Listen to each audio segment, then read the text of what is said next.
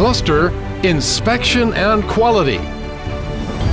And the winner is Palitronica, Anvil.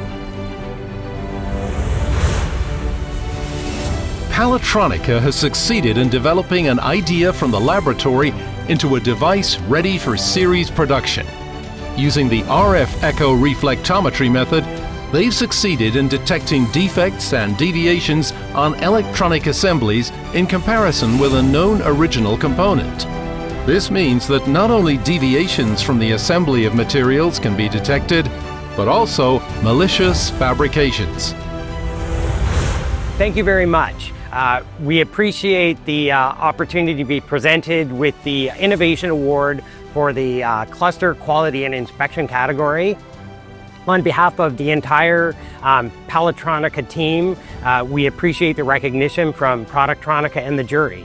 With Anvil, it has been our goal to change the way electronics are tested, making it possible to identify defects, oversights, and fraud all in one simple test. It has taken years of innovation and research.